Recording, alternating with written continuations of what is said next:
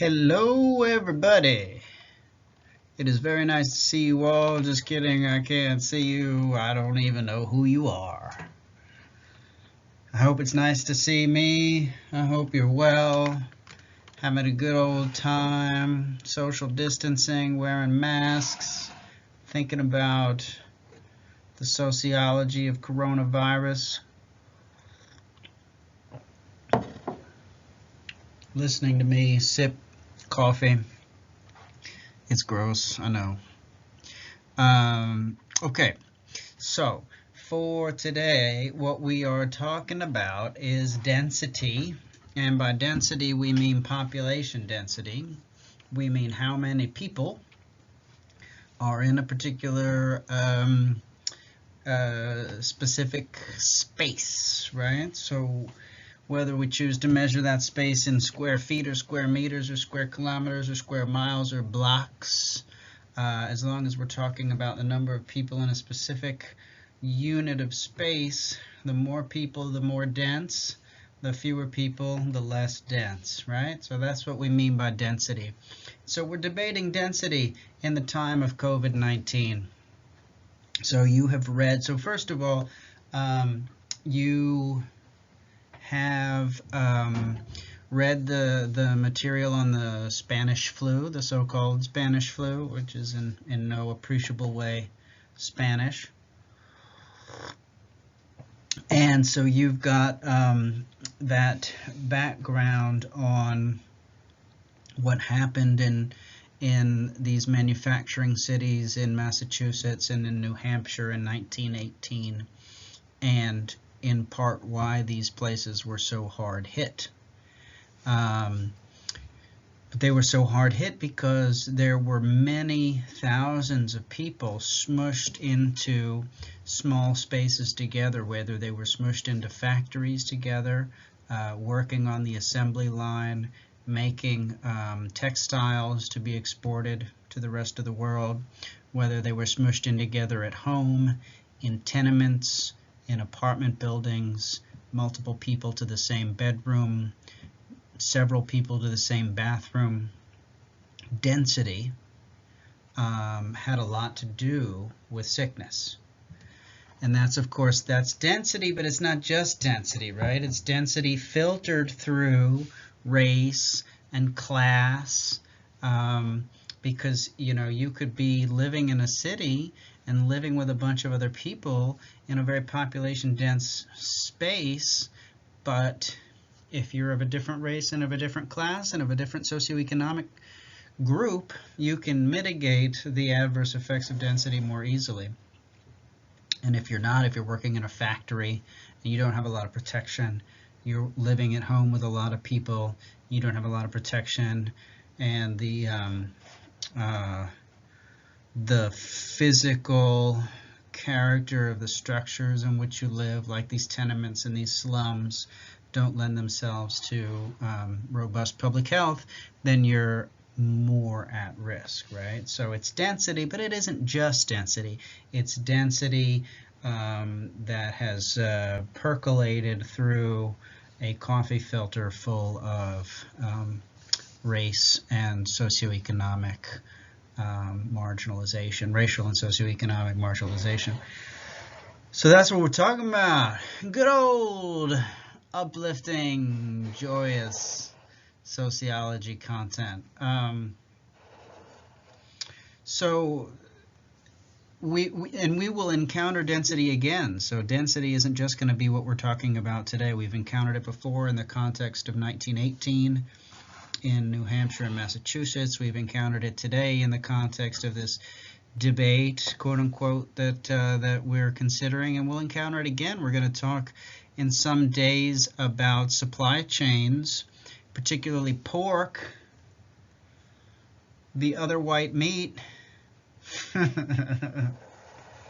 No, nobody that is watching this remembers that ad, but I bet it's on YouTube. So Google. So when you need a break from my mellifluent voice, go Google pork, the other white meat advertisement, and you'll enjoy yourself. The 90s were a time. You're sad you missed them. So we're going to read, and we're going to hear, and we're going to think about pork and why there isn't any, and why when you go to the grocery store right now it says limit 2 on the chops. You can't get 3 packages of chops. You want 3 packages of chops? SOL.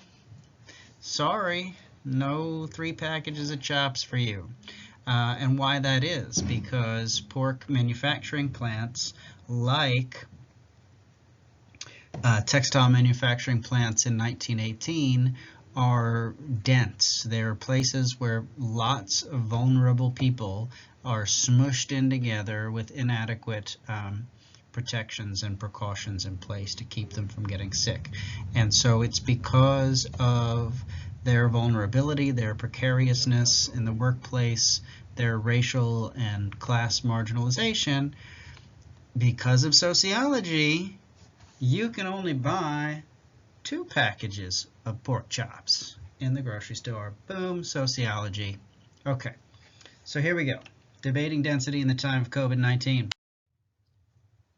All right, so if you look around the country, you're going to see,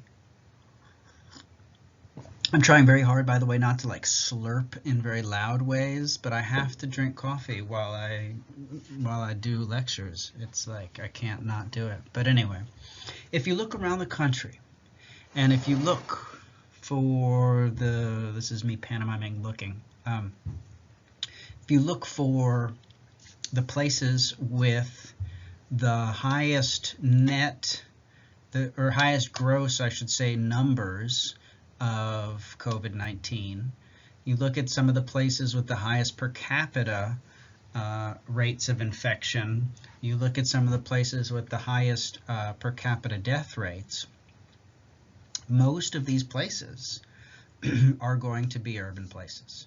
Okay, so famously New York City got really, really sick for a long time. It's still pretty sick. It's getting better. But New York City got really, really sick. New York City got so sick that its hospitals, and New York City has world-class hospitals and has a robust and relatively comprehensive system of medical care.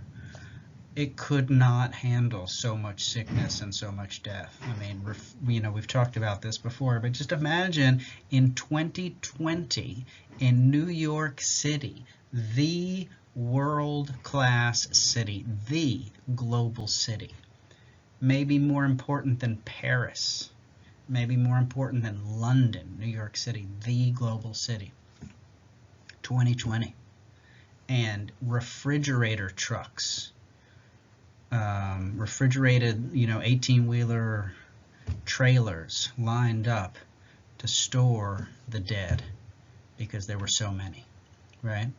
It's like a scene from a period movie of the, First World War, Second World War or something. It's impossible to comprehend that that's what's happening today in New York City, but it is. So is density a part of that? So why was New York City so hard hit? One of the articles that we read for today refers to Chicago as the Midwest's hotspot. And that's fair. Chicago's the Midwest's hotspot. New Jersey is a hotspot. The very first hotspot in the country was in Washington State, in urban spaces in Washington State. So Chicago's been hard hit. New York City's been hard hit. New Jersey's been hard hit. These are all very population dense places, right? But some other hotspots, or some emerging hotspots, Dougherty County, no relation insofar as I know, Dougherty County in Georgia is undergoing a very serious epidemic of COVID-19 at this particular moment, and that's a rural county, and it's not a particularly population dense county. It is a majority African American county, and that's probably got a little bit to do with it, And we've talked about how racial equality, or inequality rather, and racial injustice and environmental racism plays a part in all of this story. But so that may come as no surprise, having learned about that. But it isn't perfect. There isn't a perfect way in which urban density maps onto COVID cases.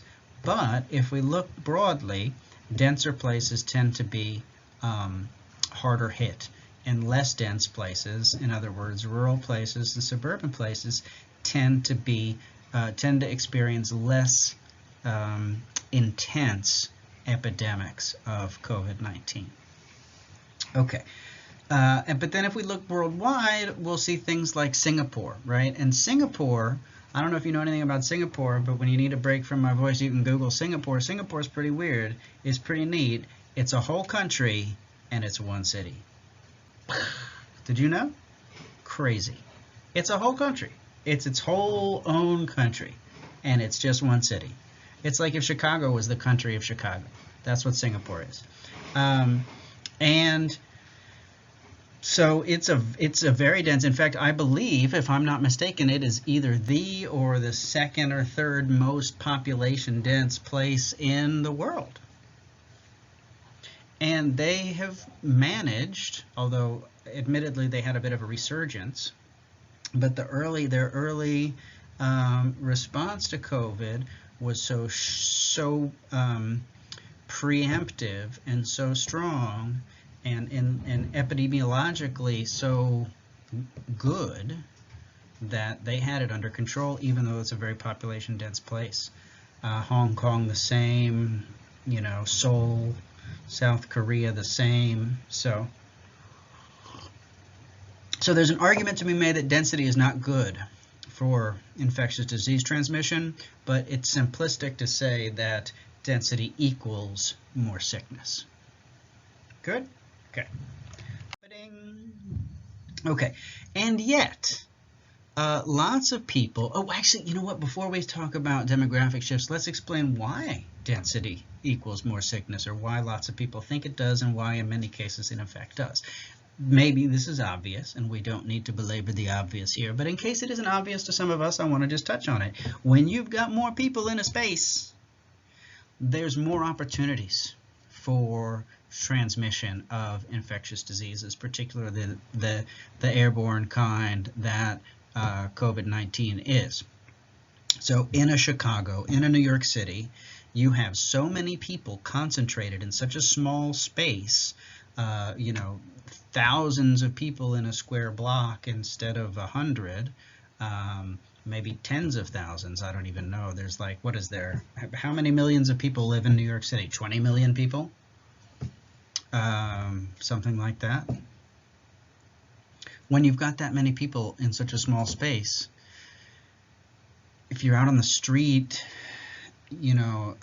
surfaces are going to be touched much more often in a population dense place than surfaces will be in a population sparse place.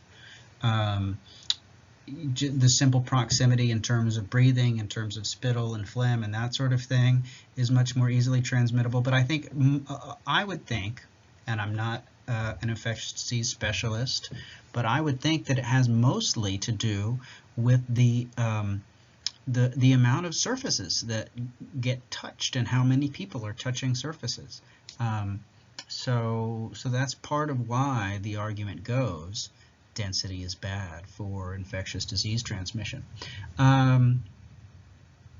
So there was a recent poll, an Axios poll that you read about, in which more or less 30% of people that were polled said yes, COVID-19 has made me rethink the place where I currently live, and has caused me to want to be thinking of moving to a less population dense place.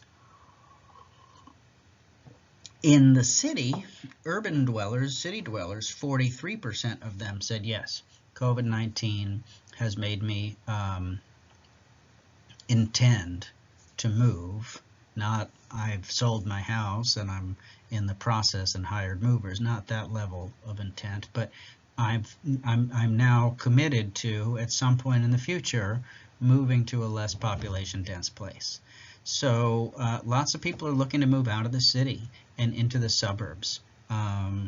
And folks in the suburbs are maybe looking to move from the suburbs to rural places. I've seen Airbnbs being marketed as like rural Airbnbs, like some cabin on a lake type place. I've seen these marketed as a place to ride out quarantine, right? As a safe place to escape from quarantine. And so the logic is, well, the fewer people that are around me, the less possibility I have of getting sick.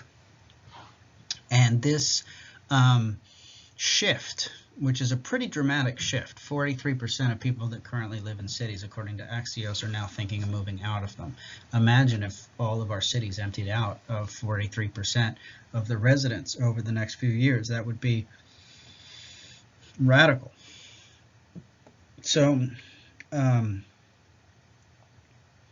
this dovetails, it interacts positively with another trend that's happening at the same time, which is even before COVID, we had movement of not population loss in our urban centers, but slowing population growth. So the new millennium, the 2000s and beyond, have been a period of urban resurgence to a certain extent. I mean, certain urban spaces have experienced resurgence and quite a bit of population growth, particularly from about 2005 to about 2010 or 2012 maybe. We saw more and more people moving to cities. That has begun to slow, not reverse.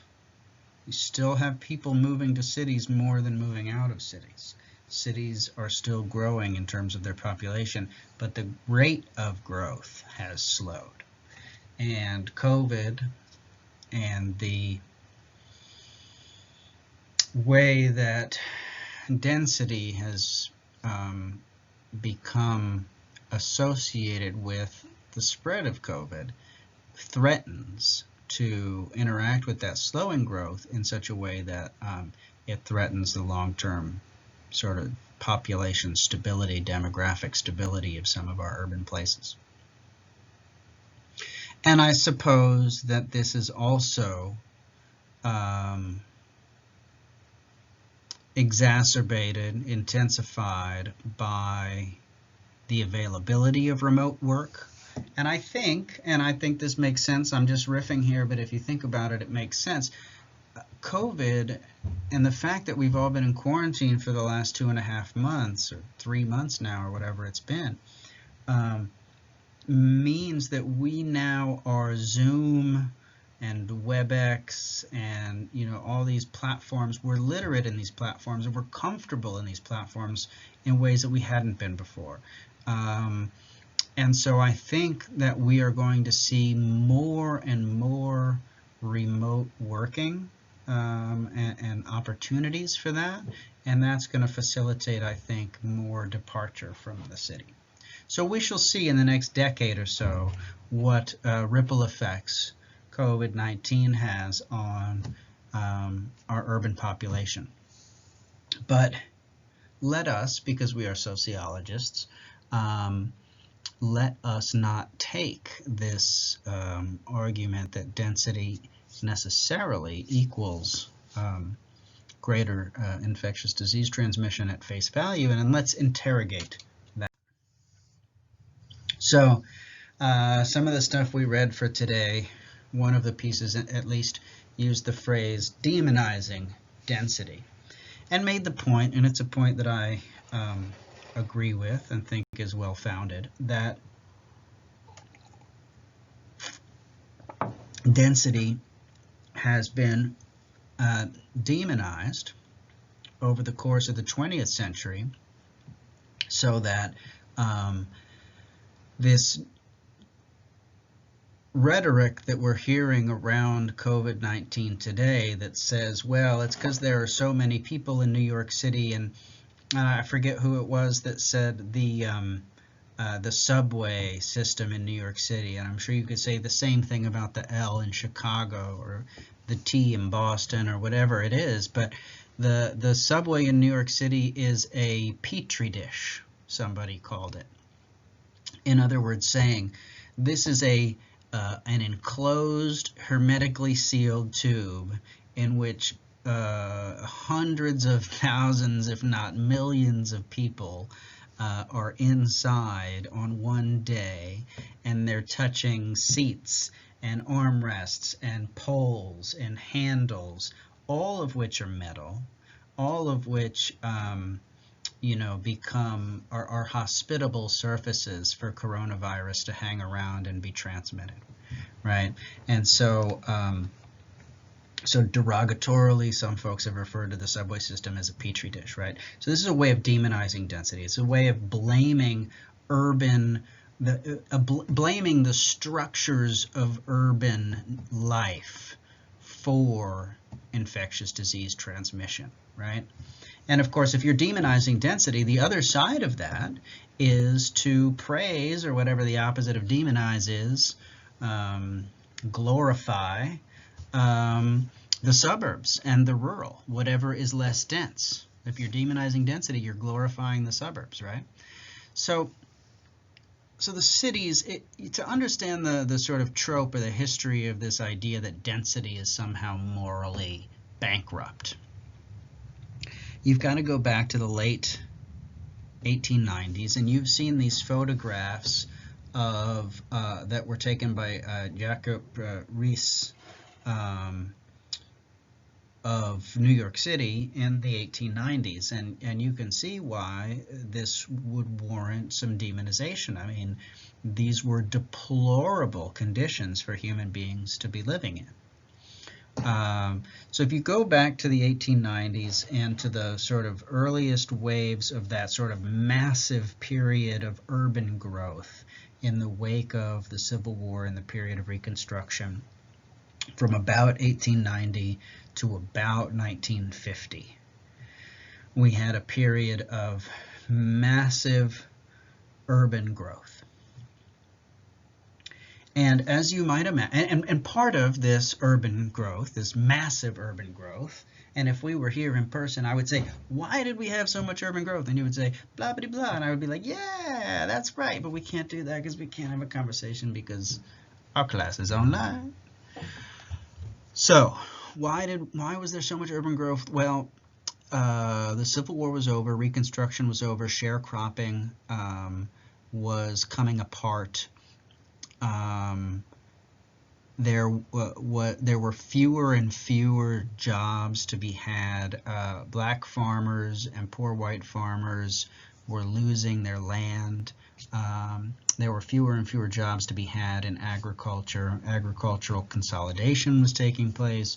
And at the same time, in the early part of the 20th century, we had the advent of the assembly line, Henry Ford, Fordism, and basically the invention of the factory in no uncertain terms.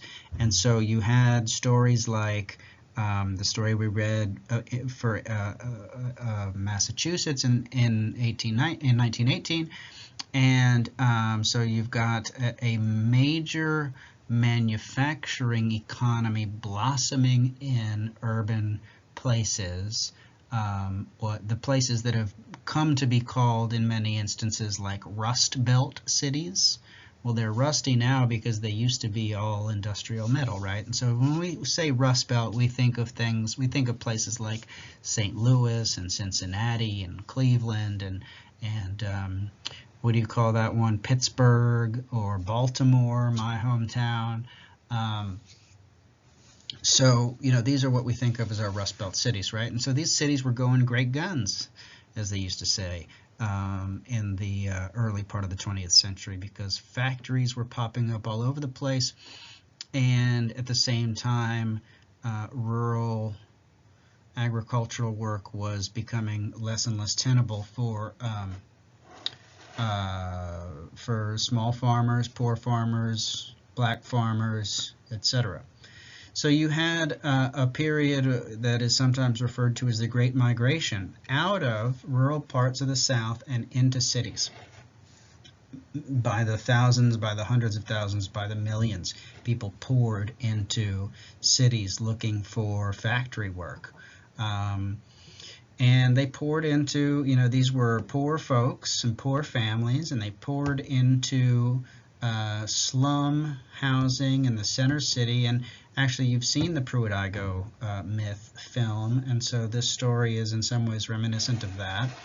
And so what happened was population growth was so rapid that cities couldn't properly metabolize that population growth. Cities could not build infrastructure quickly enough and well enough to properly accommodate so many people.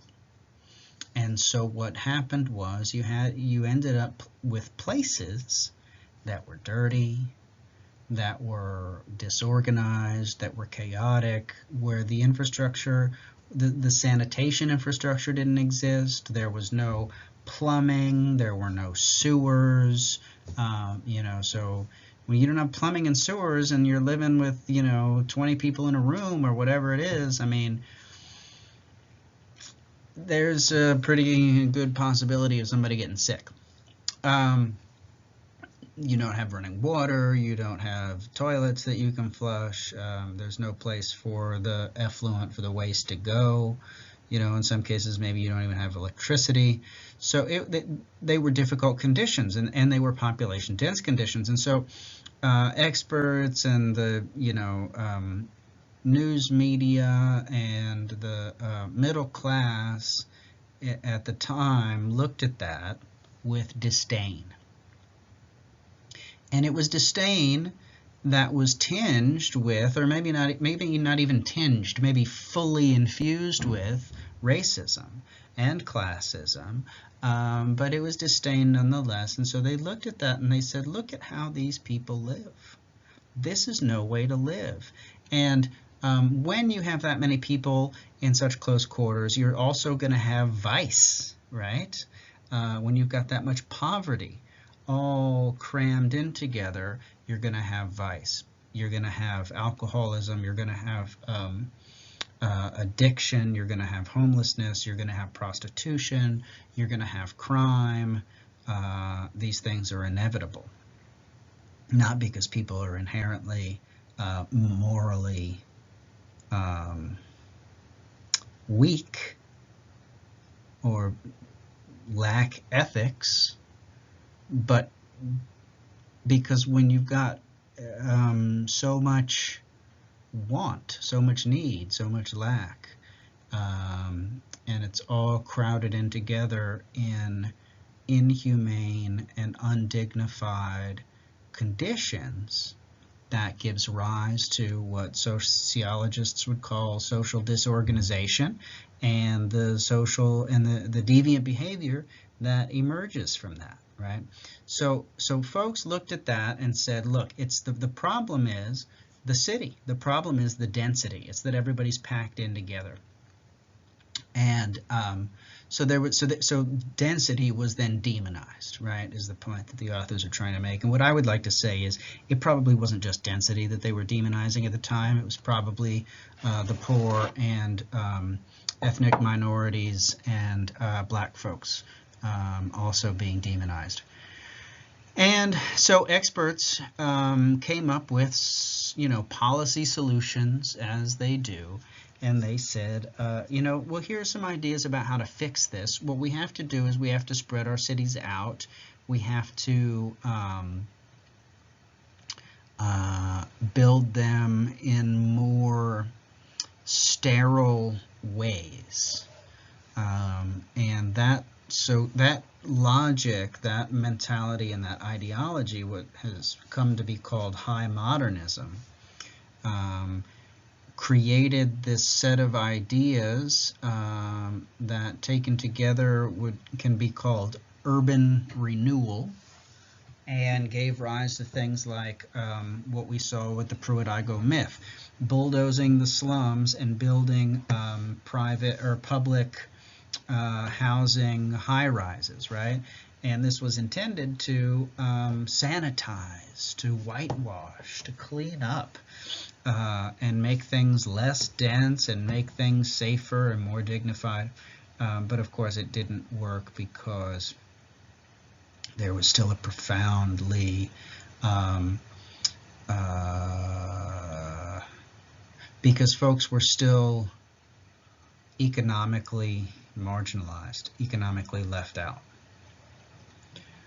And then, our readings talk about parks, right? And I'm not fully convinced, and the reading itself actually concedes this too, right? But talking about Olmsted, Frederick Law Olmsted is a famous architect who built, among other places, Central Park in New York City. And the idea was that that these big parks in the middle of dense urban places would give people a respite, right? Would allow people to spread out and would sort of mitigate the adverse effects of density, right? The thought was that density didn't just allow contagious disease to ravage it, but density created moral weakness, right? Density would allow moral weakness like contagious disease to just burn through entire neighborhoods, and then everybody's out, shooting heroin and I don't even know, and doing things, self-destructive things. I don't know. I was going to make a joke, but I won't. You know what I'm saying. So parks, big parks, yeah, I mean, in some ways they serve to reinforce political and socioeconomic hierarchies in urban spaces. But in some ways parks can, as Eric Kleinenberg tells us in the very first stuff that we read for this class, parks can be great spaces for the production of social capital that can make communities resilient in the face of things like a COVID-19. And so, as Kleinenberg says about the Chicago heat wave of 1995, the communities that have better social infrastructure, a big part of which was parks, these were the ones that weathered the storm, or in that case the heat wave, more successfully. Fewer deaths because people knew each other, they were checking on each other, they could rely on each other, people were less isolated, people were less experiencing less social isolation or anomie or whatever you want to call that. So maybe the middle ground between, Frederick Law Olmsted was a tool of the bourgeoisie, and Kleinenberg's idea that parks are tools of community resilience and dynamism. Maybe the middle ground is to say, okay, well, a central park might be a little bit too big for what we really want, but neighborhood parks can be effective venues for the production of social capital. So density over the course of the 20th century was vilified, and it was vilified, as I've said, as seems to be the case with so many things. It was density was also used as a euphemism for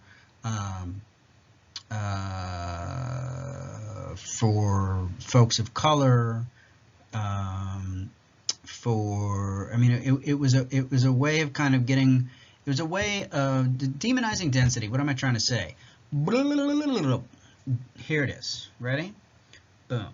Demonizing density was a way for people to make an ostensibly colorblind statement that was that could be very easily and commonly read as a racist statement, as a statement rather than saying density is what is creating moral decrepitude, and saying, oh, black folks just, they don't like to work and they like to party or something like that, right? So we can demonize density, and we have demonized density for many decades, but we cannot do so. We can't separate that out from the legacy of racism in our society, is what I'm trying to say. And yet, some folks, and I would include myself among them, what happens if I do this? Do I look less bald and more appropriate? I don't know. What do you think? Hood up? Okay. So, what was I saying? I distracted myself with my own vanity. Something. Oh, yeah, right. I remember what it was. I was going to say, I, along with many urban critics and sort of urban advocates, think that density is, in the whole scheme of things, a really good thing. For all of the reasons laid out on this slide. So, I don't think any of these things are a stretch. So first of all, we know from our sprawl costs reading and that conversation about sprawl, we know that density is way more energy efficient, right? So if every person on Earth lived in a city right now, we would be using a fraction of the fossil fuels that we currently use. It would be the best thing we could do to stave off climate change if we could just live more densely. Because the U.S. is so spread out, we're, I think, the biggest contributor country-wise per capita in terms of CO2 emissions, and that has almost everything to do with how spread out we are. I mean, if you think about it, being so spread out means we've got to drive everywhere, we've got to truck all these goods and fly all these goods back and forth all the time. It costs a ton of fossil fuels to do that. So density is much more sustainable, environmentally sustainable. It's much better for the environment, and it's much better for climate change. And it's also arguably safer, right? Now, different pieces of research have different conclusions on this. And of course, we think of cities as being less safe than the suburbs, but it's arguably safer in the city than in the suburbs, because when you're in a city that is population dense, there are more people around, right? There are more people on the street. There are people out at all hours of the day and night, and this means that there are more eyes. And where there are more eyes, there is a deterrent to commit sort of petty types of crime, like carjackings and muggings and breaking and enterings and drug deals and these sorts of things. Because there are more eyes around, you're more likely to get caught. Now, of course, there's more people, and there's also probably going to be more inequality. And when there are more people and there's more inequality, there is certainly opportunity to commit crime. And so we might think of the suburbs as being safer, but they might in fact not be. And this is an argument that famously Jane Jacobs, the urban critic of the 1960s, made in her book, The Death and Life of Great American Cities. And in that same sense, with more people around, we're going to have more opportunities to create social capital, more opportunities to bond with folks, more opportunities to get to know our neighbors and the people around us, and that's going to make us in many ways less lonely. We are less likely to live isolated, lonely, and depressed lives in the city than in the suburbs. We also are more physically active in the city, right? You can't have a car, and if you can have a car, you sure as hell can't park it in your house because you live in an apartment, and you might not even have an elevator, and you might have a walk up, a 6-story walk up or something. And then even if you need your car, you got to walk 5 blocks to the place where you pay for parking, or you got to walk 6 blocks to the L, and then walk down to the platform and get on the train, and then walk up and then walk across. You know what I'm saying? Like you are the structure, the physical structure of a city versus a suburb requires us to be much more physically active, and that's good for us in terms of our health, right? So we have lower incidence of heart disease and diabetes in the city than we do in the suburbs, right? And that actually is going to help us live longer. We're less lonely. That's going to help us live longer. We're safer, maybe. That's going to help. And so so then the question becomes: is the threat of our vulnerability to a COVID-19 in the city outweighed by all of these other benefits? The physical activity, the physical health, the mental health, the sustainability, the environmental sustainability, etc. And so that's worth thinking about. And we're not going to draw any hard and fast conclusions here, but you are going to write in your engagement exercise about what you think about what we have said. Are you going to move to the city? Are you going to run as fast as you can away from the city? You want to live in a rural place? You want to live in a suburban place? Would you feel more protected against another pandemic, another infectious disease in a particular place versus another? What do you think? Think it through? Tell me about it. I think that's the last slide. Ah, no, my bad. One more slide. So then, is the suburbs the solution? I don't know. I'm happy, and I said this in the previous lecture about the 1918 pandemic. I'm grateful that I live in a house with a backyard right now, these past few months. But that's only a few months of time over the span of a lifetime, right? So, the suburbs, the sprawl, whatever you want to call it, has lots of disadvantages and some key advantages. One of the authors that we read for today talked about, used the phrase the well-heeled, the affluent, the elites. They want to have their cake and eat it too, which I always felt like it was a pretty weird saying, but you know what it means, right? I guess people think cakes are pretty and they like to look at them. I don't know. I've never wanted to have a cake.